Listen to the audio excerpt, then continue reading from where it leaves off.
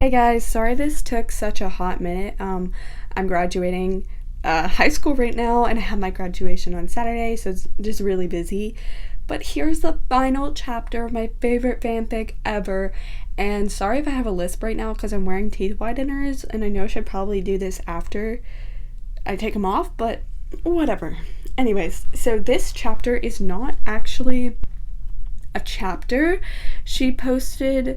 The author posted an outline for every chapter, and then she posted two little prompts and then an alternative ending. So we're going to be reading her two prompts, and I'm not reading the alternate ending because the author says that it'll just depress you, and if you like the real ending, don't read it. And I seriously just refused to read it. Like, I skimmed over it and I was like, hell no, I'm not ruining my image of the ending. So you can read that on your own if you want. This fic is called, well, it's in the title of this video, and it's on Archive of Our Own. So you can read it yourself if you want, but I refuse. So we're going to be reading the first little side story she wrote, and it's called The Town of Issei Halloween Edition. They say Issei is a summer town, and for the most part they were right. Summer was where Issei shines best, for the trees were a lush green. Oh, sorry. I'm sorry. It's just, y'all please comment down below, like what you want me to read next. I was thinking I could do the way we used to do because it's a classic Bakudeku. Like it's like the fic. Like for me, it's from the sidelines, but for other people, it's the way we used to do. So tell me if you want me to do that or something else that's shorter and won't kill me. Anyways, back to the story. And for the most part, they're right. Summer was where Issei shines best, for the trees were a lush green, the deep blue waters were perfect temperatures to swim in, and there was always a beautiful sky with a clear breeze. Teens dove off piers and docks into the lakes or at the beach, even when the signs say no jumping off dock, because what else are teens supposed to do when they see a warning sign besides doing the opposite?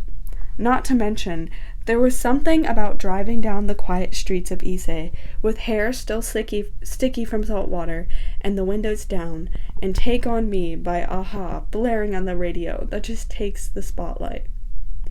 People who grew up and move out of Issei, when thinking back on this small coastal town, only really ever think of their summer memories.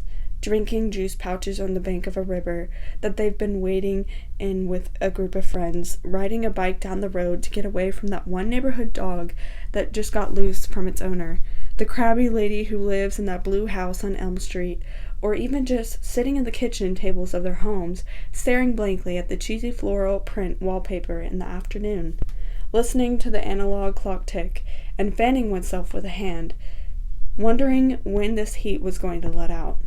All in all, it was very obvious and agreed upon by every resident of Issei that yes, Issei is a summer town. But this year, boy, did autumn look great on Issei.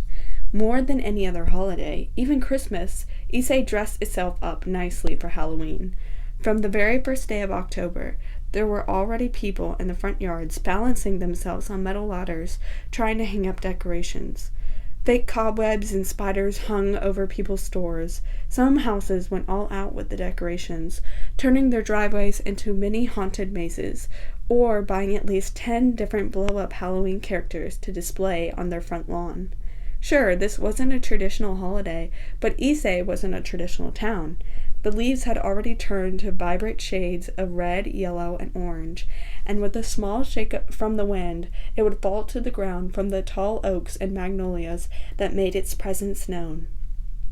The mountains that served as the backdrop of Issei was also a sight to behold in the fall foliage. The wind is chillier than it is in summer, while summer presents Issei with a nice little breeze that picks up their hair slightly when they walk. The wind in autumn crept into their lungs and chilled their souls for just a little bit, just enough that it's satisfying. In every store, Halloween music and jack-o'-lanterns lullabies play. For fun, teens drove just a bit outside of the town in order to go to a corn maze that a local farm hosts every year. The farm boasts a large pumpkin patch patch, a 10-acre corn maze, bonfire pits for people to come and hang out around, and different small haunted attractions set up. On the weekdays, the regular corn maze was open from 11 a.m. to 8 p.m. at night.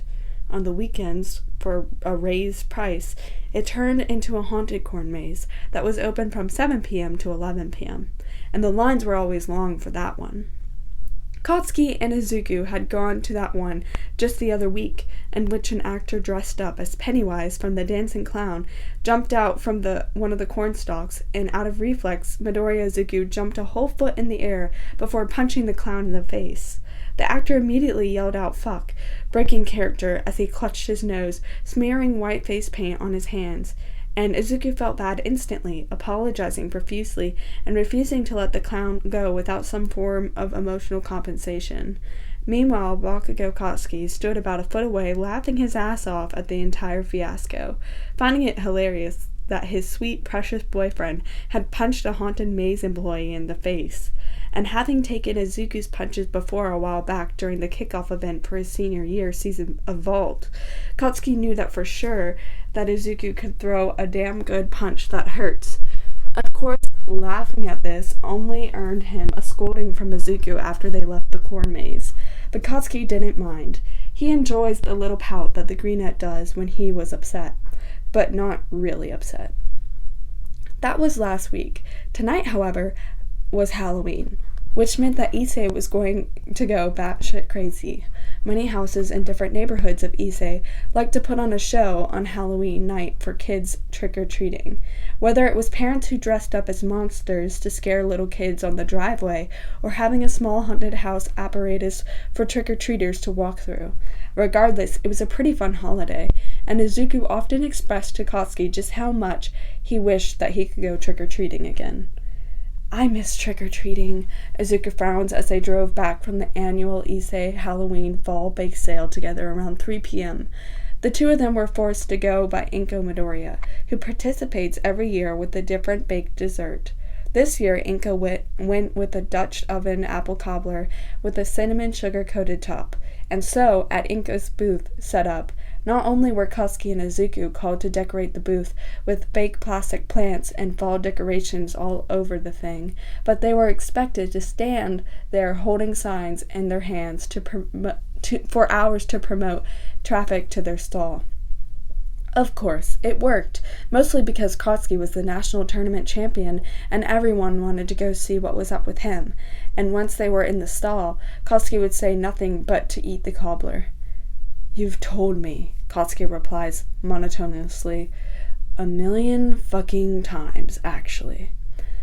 Ugh, Izuku groans and melts into a seat. I know. I'm surprised Auntie used to let you go trick-or-treating, Katsuki chimed in his opinion. She did, but I was never allowed to go with friends, Izuku frowns. She'd walk me around the neighborhood in my all-might costume, and then when we got home, she'd open up all of the candy to make sure there wasn't razor blades in them. What the fuck? Katsuki says in response. Izuku then sighs. Anyway, I'm too old now. At this point, if I try to go trick-or-treating, I'd probably end up on the Mr. Hadashi's watch list. Not if you're dressed up with something that covers your face, nerd, Katsuki offers, keeping eyes kept on the road as they drive back to Izuku's place. You're short enough that you could pass as a kid with a large growth spurt. Kashan, what am I going to say when I ring a doorbell? Say trick or treat, and the parents or whoever asks?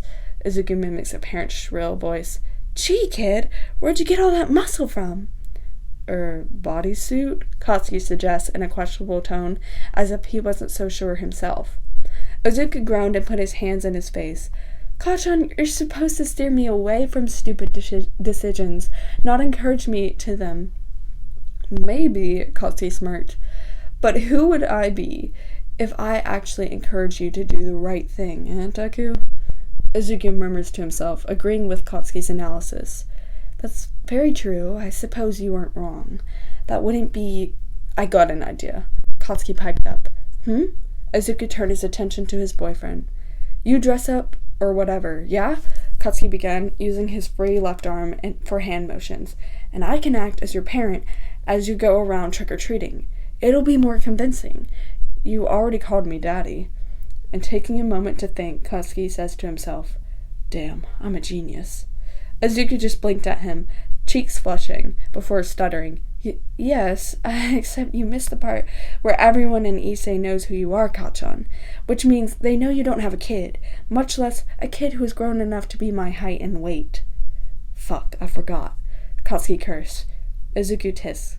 "Now I have to grow up," Izuku makes sarcastic hand motions, "and be a good adult and pass out candy." "Pass out candy? You aren't going to a Halloween party later?" Katsuki asked, recalling that they were going together as far as he remembered. "Yes, but," Izuku replied, "Mom wants me to pass out candy before then." Katsuki grumbled. "Again, I didn't think Auntie ever participated in Halloween," he offers. "Seems a little too risque and dangerous for her taste." "She's a changed woman, Kachan," Izuku defended his mother playfully. "She and June went out to an adults haunted ghost tour the other day, and that's pretty thrilling." June.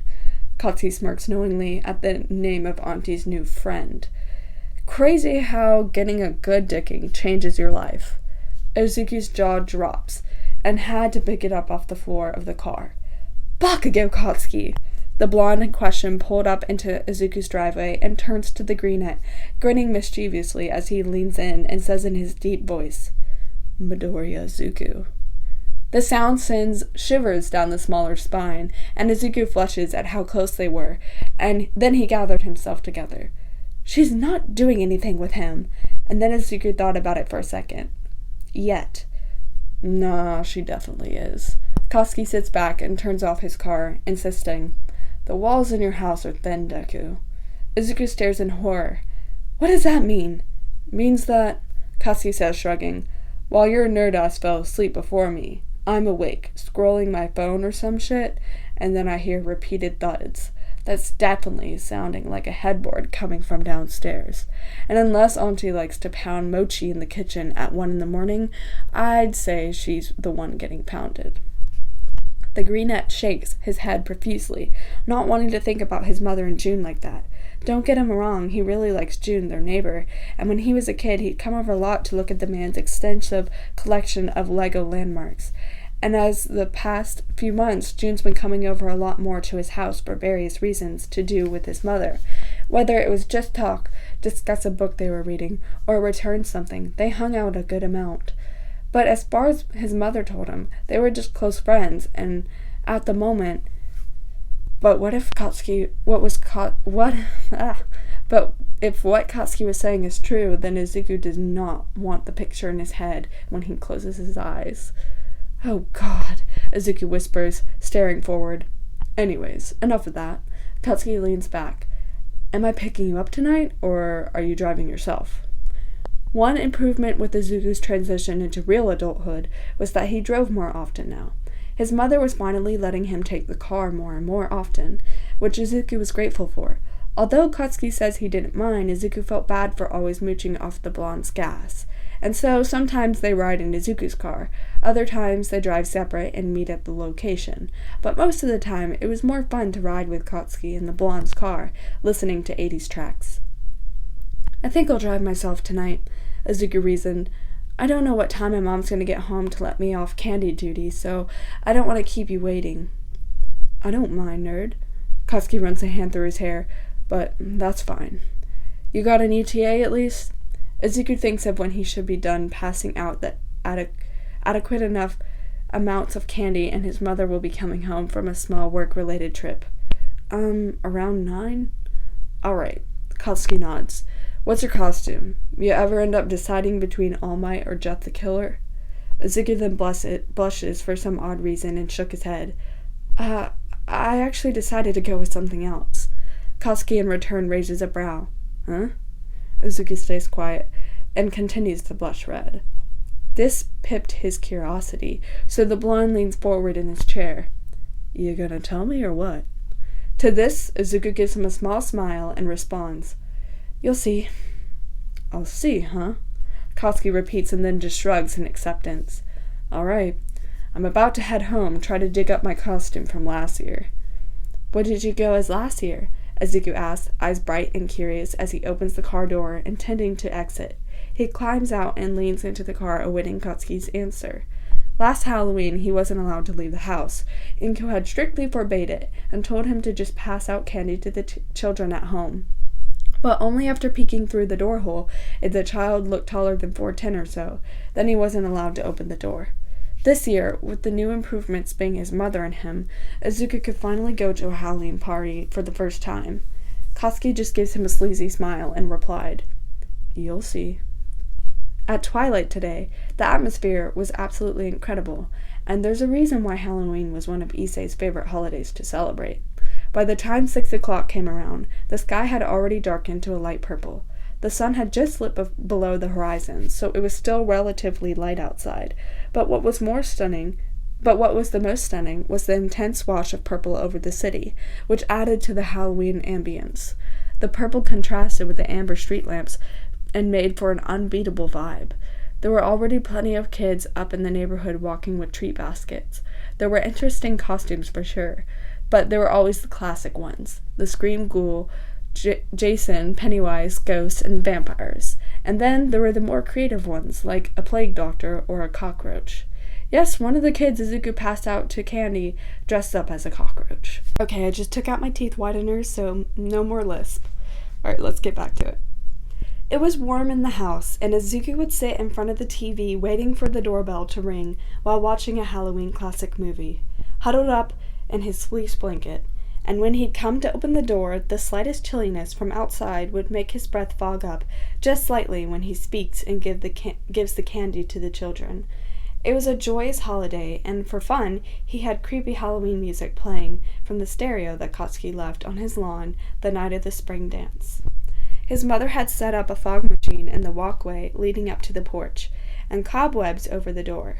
Inko had suggested he dressed up in a costume when he opens the door to pass out candy, but his costume for the Halloween party was not exactly kid-appropriate. He remembered having the conversation with Ochako the other day when they were hanging out to catch up. "All might, but if I do Jeff the Killer, then I'd have to go buy a mask. I mean, I could always order it online, but the shipping to Issei is always so expensive," Izuku pouted as he laid on her bed, while the girl searches the web for her own Halloween costume. He honestly wasn't feeling either of them, but he had run out of ideas. He already had an All Might costume, and the Jeff the Killer, for some reason, just popped onto his mind. "Deku-kun," Ochako then pointed at him. "The point of Halloween parties is for everyone to have an opportunity to put on a sexy costume and feel hot for the night, not to actually be scary." Izuku ponders it. "That does sound fun." "It is. I'm being a sexy cowgirl, like from the Western movies," she affirmed. "I mean, you can do your original ideas if you want, but I'm just giving you a suggestion." And at first, when Ochako presented the idea, it did look interesting, but he wasn't really for it solely due to the fact that he had no idea how to dress himself for this kind of event, and felt bad for borrowing Ochako's clothes all the time. But as a couple of days went by, the more appealing the idea sounded, and the more appealing one specific idea he had in mind sounded. And so, when 8:45 p.m. rolls around, and Izuku gets a text from his mother saying she's coming home, Izuku hurried to turn off the porch light so that no more kids would come until his mother gets home, and rushes upstairs to his room, where his costume was already splayed on his bed. His cheeks flushed looking at it, but he remembered how nicely it felt to occasionally dress up a little bit when going out. He had no problems with his t-shirt and pants combo, but it was fun to have something sexy to put on. And Izuku was not going to lie. Although he was doing this mostly because he knew that he'd feel cool, he also hoped a little bit that Katsuki might find it pretty alluring too. And when Izuku put on his costume, he felt great. He had bought all the materials for it the other day, and it took him about 3 hours to get it all together. But the boy likes to think the outfit suited him well. Going as a little fairy, Izuku kept his green hair a little messy, with some clips that were shaped like golden leaves stuck in different places, so that it looked very nature-esque in an elegant way. Izuku had also designed his own top, having bought a dark green lacy bodysuit in which the lace was in floral designs to fit the whole naturey theme. And on top of the bodysuits, the greenette had ironed some golden alcus, I don't know, to different places so that it looked like there were golden flowers and designs growing out of his green vine-like bodysuit. And for the bottoms, he had just bought a pair of flared shorts in matching dark green color. The shorts were made of a chiffon cotton blend so that it flowed like a skirt when he walked, and the bottom hem of the shorts were purposely shredded in lines so that it looked like it was ending in leaves. The flowy shorts were cut short so that it covered his ass and just about nothing else, but that was heavily encouraged by Ochako, who jumped on the idea when he texted her about it. And right below the shorts, after browsing a pop of Halloween stores for about a half an hour, Izuku found a pair of dark green fishnet stockings, which hugged his skin well. For shoes, the greenette just wore slippers that he glued cute little golden bells onto, and for a final touch, he had bought translucent fairy wings to strap on his back, and pointy prosthetic ears to go along with the whole costume. Overall, he was very proud of what he was able to do with the costume. And when the boy drives along the road to Denki's house, who was hosting it, Izuku must admit he was excited to have some fun, and see what everyone else came up with as well. Twilight was gone, replaced by darkness when he pulls up onto the busy street, where cars were already lined up the street, parking a little far away. Izuku steps out of his vehicle and was reminded all over again of how he should have brought a jacket at least. The weather was a bit cold outside, to where the wind slightly nipped at his cheeks, turning it pink. On the walk up the sidewalks through Denki's neighborhood, Izuku took his time to admire the decorations and liveliness of the whole place. Down the rows of houses, orange strings, lights, and even sometimes green and purple lights decorated people's driveways and houses. Blow-up pumpkins and ghosts stood outside their front lawns, and he begins to hear music as he gets closer to the party. All the way out to the entrance of the party, there were people who loitered on the lawn and whatnot. Overall, it was a very busy Halloween party, and Izuku was impressed by how all-out Denki went with the whole setup. On his front lawn, there were hammocks set up between the trees where some people chilled and had a smoke, and jack-o'-lanterns were everywhere, alongside scarecrows and small animatronics. Thriller by Michael Jackson was playing on a huge speaker set out by his porch, and Izuku found it funny how even with Halloween music in Issei, it's always 80s. A crowd stood in and out of the porch, sitting on the white railing or hanging out by the stairs.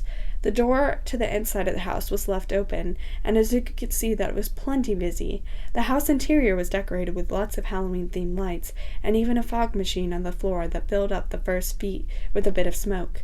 Scary posters and masks were hung on the walls, and plastic black spiders were strung everywhere. If Izuku looks up, he sees the window lights of Denki's house glow red, like a horror movie, and he grinned.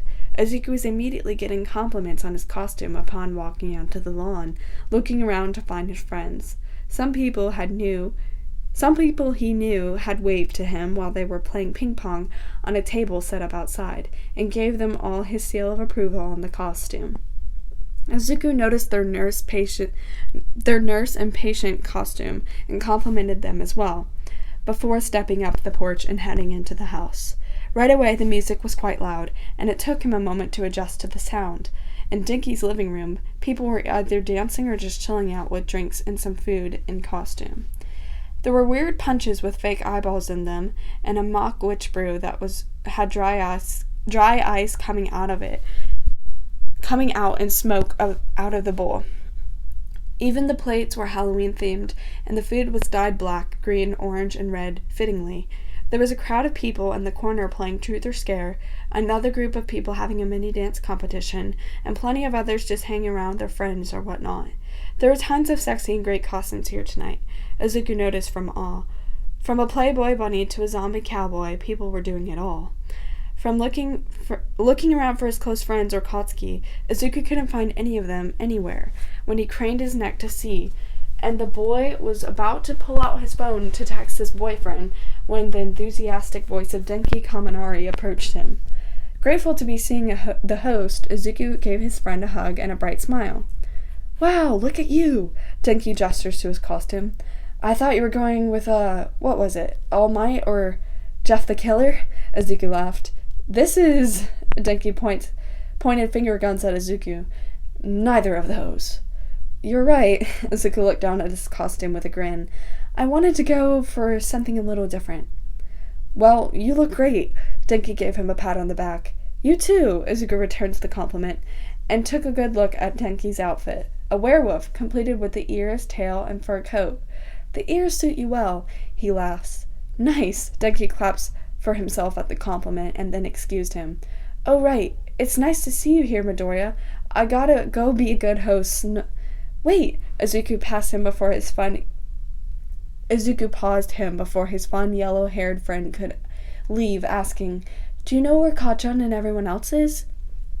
Oh yeah, Denki pointed up the stairs. All of my close buddies are just up there chilling out away from the crowd. Just go up the stairs and it's the first room on the left. It's my dad's bar room, but he won't care if you guys are in there. Thanking him, Izuku finds his way up the carpeted stairs, and up to the second floor, where the music is not as loud for sure. The hallways were entirely dark, nearly pitch black, which was a bit creepy to stare into.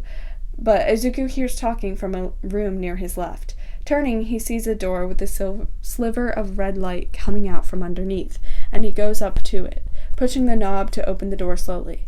He opens the door and peeks his head in, immediately impressed by Denki's dad's bar.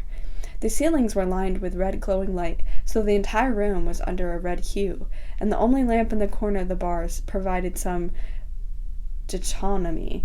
There was a full bar in the back with an extensive liquor shelf, and the bar counter was lit up with gold tints. There were beanbags and comfortable chairs all over the room, and a TV hanging on the left wall. A foosball and pool table set up on the right side of the room, and there were some pizza boxes up here as well.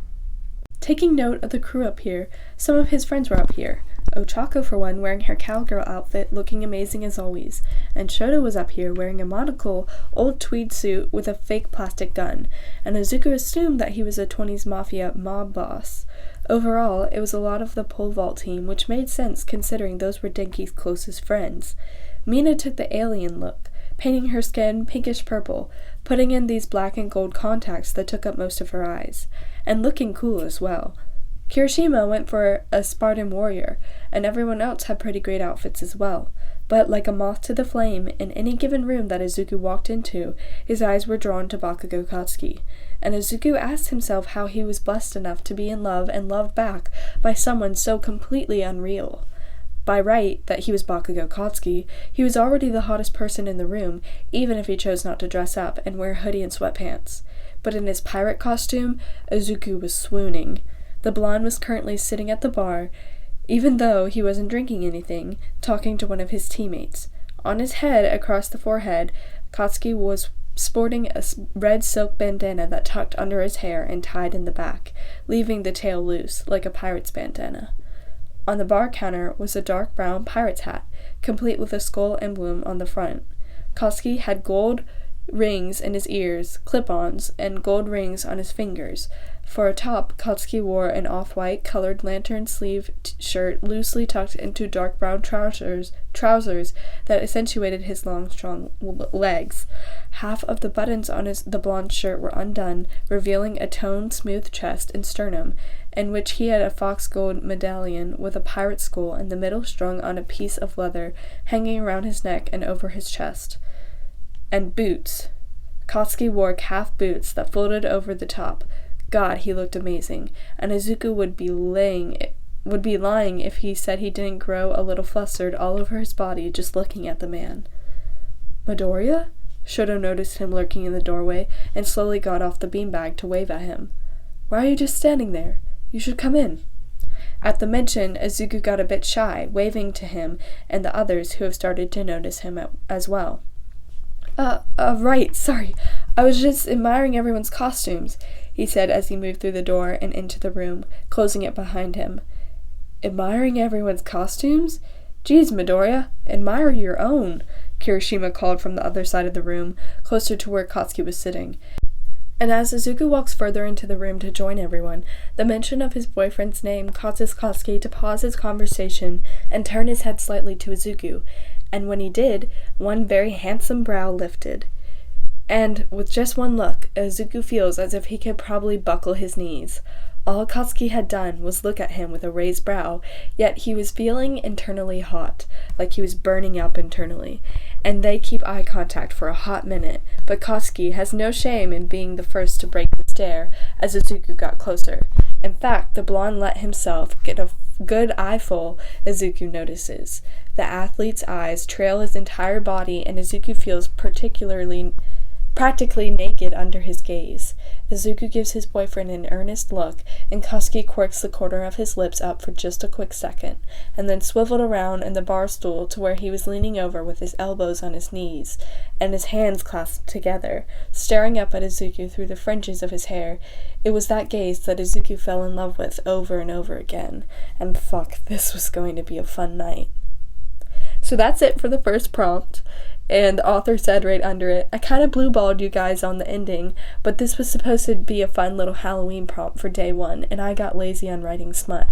But y'all have imaginations, hee hee. This was mainly to see what Issei was like during the fall.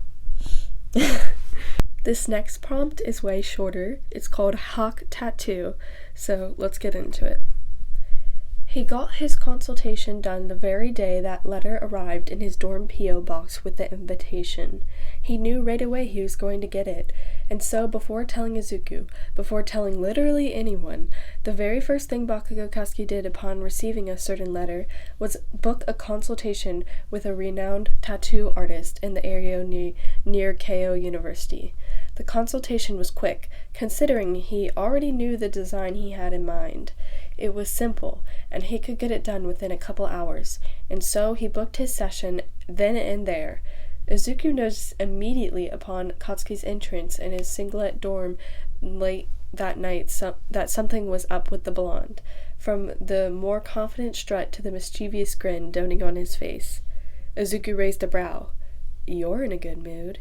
Katsuki made his way over to where Izuku was sitting at his desk, and in a quick sweep, pulled the smaller up into his arms with a little spin before setting Izuku down, pressing a sweet kiss onto those lips that tasted like cherry dum-dums. Cherry. Katsuki liked that. I am, Katsuki admits. The greenette cocked his head to the side and gave him a suspicious look. What is it? New record? Nah. Katsuki keeps him guessing. Izuku ponders and then sways in his spot. Is Phil Collins going on an international tour? Katsuki snorts. That son of a bitch is at least 80, if he has any vocal cords left. They're frayed by now. Izuku lets out a laugh before giving up. Okay, I give up. Tell me. What is it? I'm terrible at guessing. You are. Katsuki doesn't miss the opportunity to affirm the remark, before he turns around and peeks over his shoulder for a mere second to say, How about this for a hint, then? And putting his hand on the bottom of his t-shirt, Katsuki pulls upwards until it falls off his shoulder and onto the ground. He stands up straight and flexes his back, turning slightly to see Izuku's reaction. The boy's face fell into shock immediately as he stares. Kachan! Izuku practically screams. On his left shoulder, a hawk tattoo. On his right shoulder, the Olympic rings. Okay, so that was all her prompts. And then is the sequel, and I'm not reading that, I already told y'all, so y'all can read the sequel yourself if you want to. It's just too depressing for me. So yeah, I really love this story. I hope you guys do too, and please just comment what you want me to do next, if you want it to be the way you used to do, since it's a classic, or something shorter so you can spare me.